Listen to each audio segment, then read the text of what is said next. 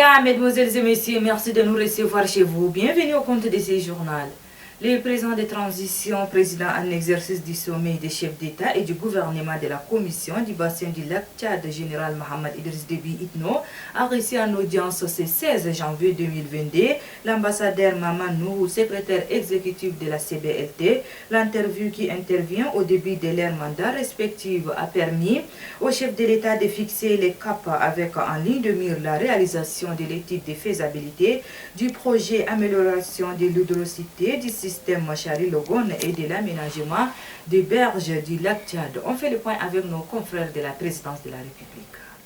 N'Djamena est devenu le centre de décision pour la commission du bassin du lac Tchad, CBLT. En plus d'abriter le siège, le Tchad, à travers son président, assure la présidence tournante de l'organisation. Quelques semaines après son élection, le président de transition, général Mohamed Idriss Déby Itno, s'entretient avec le secrétaire exécutif de la CBLT, l'ambassadeur Maman Nuhu. La mise en œuvre des décisions issues du dernier sommet d'Abuja intéresse le président en exercice. Au rang des priorités qui se dégagent, figure en bonne place le désensablement du lac Tchad. Pour ce faire, un projet intitulé « Amélioration de l'hydraulicité du système Chari Logon et de l'aménagement des berges du lac Tchad » est mis en place. Instruction ferme a été donnée par le chef de l'État afin que la commission engage l'étude de faisabilité de ce projet dont l'importance est expliquée par l'ambassadeur Maman Nuhu. Le projet phare qu'on va aborder dans cette année, c'est-à-dire le projet pour l'amélioration de l'hydraulicité des tributaires du lac Tchad pour dégager l'eau, pour laisser l'eau couler librement vers le lac. Parce qu'il y a certains endroits qui sont bloqués, qui sont ensablés. Donc il faut les dégager pour laisser de l'eau passer, sinon on va continuer à avoir des inondations ici et là. Surtout au niveau de Massenya, Yaéré et Naga, et puis un peu à N'Djamena. Donc c'est le travail approfondi de faisabilité pour ce projet qu'on va faire maintenant. À côté du désensablement, le financement du plan d'action stratégique adopté par le sommet d'Abuja paraît également comme une priorité pour le chef de l'État. Il engage la commission et le président en exercice du Conseil des ministres de la CBLT à l'effet d'accélérer l'organisation de la table ronde des bailleurs en N'Djamena. La même diligence est également demandée par le chef de l'État s'agissant de la mise en œuvre des autres décisions issues de la plus haute instance. C'est fort du soutien du président en exercice que le secrétaire exécutif de la CBLT, l'ambassadeur Maman Nuhu, quitte la présidence pour ses bureaux situés à Ngé du palais Toumaï. Lancement officiel de la 3e édition du festival N'Djamena Film organisé par l'Association tchadienne pour le développement du cinéma au musée national. Et c'est le ministre des Affaires culturelles, du patrimoine historique, du tourisme et de l'artisanat, Abakar Rozi Teguil, qui a lancé officiellement la dite cérémonie. Oumar Mohamed Ida. Placé sous les thèmes Les Vivre Ensemble à travers le cinéma, qui est la cérémonie du lancement officiel de la 3e édition du festival N'Djamena Film a commencé. Cette cérémonie a vu la présence du ministre des Affaires culturelles, du patrimoine historique, du tourisme et de l'artisanat, du secrétaire d'État à la jeunesse, du président de l'association tchadienne ainsi que les autres invités venus pour la circonstance. Dans son mot de bienvenue, le président du comité d'organisation, Mohamed Saleh Adoum, demande aux festivaliers d'assister régulièrement au séjour de la formation pour bénéficier des compétences. Lançant officiellement la 3e édition du festival N'Djamena Film, ministre des Affaires culturelles, du patrimoine historique, du tourisme et de l'artisanat, Abakar Rozi Teguil, a demandé surtout aux artistes de véhiculer le message de paix, de vivre ensemble à la population. Au moment où notre pays a entamé la 2e phase de transition, l'apport des cinéastes dans la sensibilisation de nos populations s'avère crucial et très important.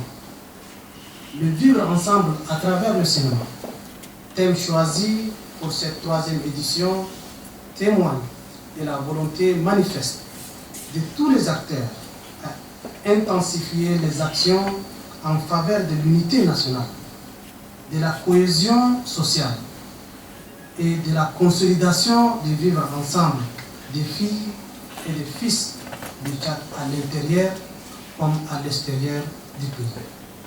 Je me réjouis de cette belle initiative qui s'inscrit dans la droite ligne de la politique du gouvernement, d'Union nationale de transition et du vision de son Excellence, le général Mohamed Idriss Déby Itno, président de la République, chef de l'État, qui œuvre sans relâche pour la consolidation de la paix et l'unité nationale à travers la culture et les arts. Le cinéma... Rappelons que la formation durera 6 jours. En mission au sud du pays, le secrétaire général deuxième adjoint du mouvement patriotique du salut, Jean-Bernard Padaré, a assisté ce 16 janvier 2023 à une cérémonie de formation des formateurs au cadre provincial du mouvement patriotique du salut du Logone oriental.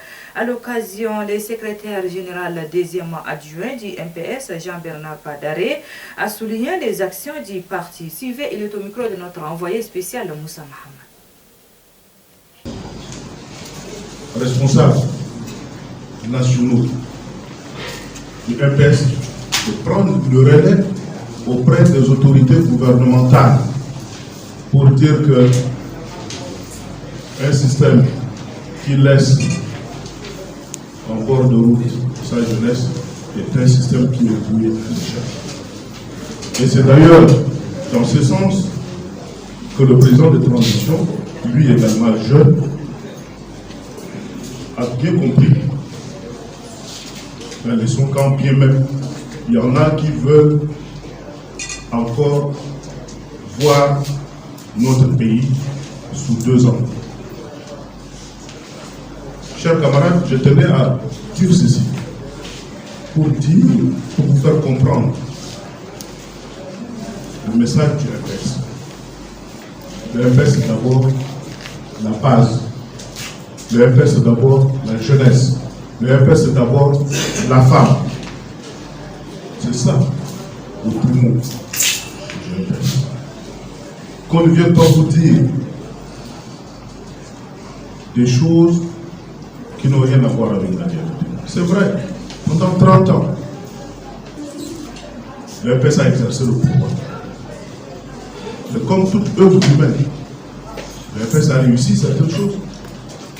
Aujourd'hui, le pétrole de Toba, quel que soit ce qu'on peut dire, Elf Aquitaine a refusé. Elf Aquitaine qui s'est retiré du consortium, du moins, a dit que non, c'est un pétrole qui ne pouvait pas être rentable. Et puis, l'université Hectad a organisé une cérémonie de remise de diplôme aux lauréats de la 18e promotion baptisée Dr Nadim Baïna Nadim.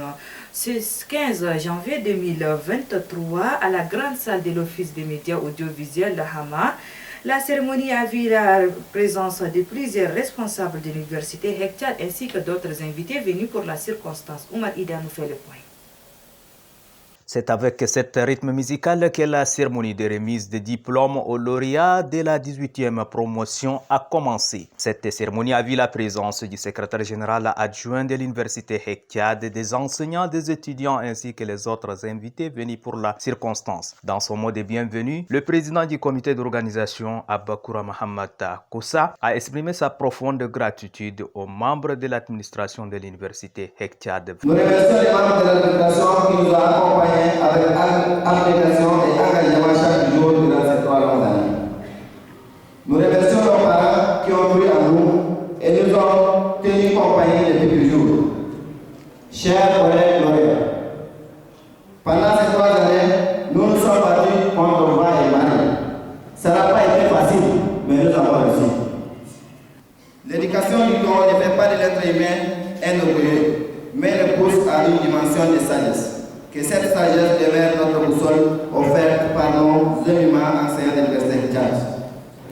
Prenant la parole, le secrétaire général adjoint de l'université Hectad, Brahim Tahir Sherif, a exhorté les lauréats de mettre en pratique toutes les connaissances qu'ils ont apprises durant 3 ans. J'ai l'honneur et le plaisir de prendre la parole aujourd'hui devant vous à l'occasion de la cérémonie de remise des diplômes de la 18e promotion de l'université Hectad, dénommée promotion Dr Nadim Baïna Nadim, que nous ne cesserons jamais de le saluer. À cet effet, aujourd'hui n'est pas un jour comme les autres, on le sait, puisqu'une cérémonie de remise des diplômes est toujours un événement singulier. Chers diplômés de la 18e promotion de la licence Administration Générale des Affaires, 3 longues années, vous avez acquis des connaissances avec un parcours exaltant, vous avez su offrir le meilleur de vous-même, vous avez triomphé des obstacles académiques, des examens, des concours, des retards, des stages, des boulots du foyer pour certains, la peur de l'échec pour les autres. C'est un véritable parcours de combat. Rappelons que la remise des diplômes aux lauréats et des attestations de reconnaissance aux administrateurs de l'université Hectade ont mis terme à la cérémonie. Et c'est avec cette page culturelle que se referme cette édition. Merci de l'avoir suivi. Au revoir et à demain. Bonne suite de programme sur la télévision en 24. Merci.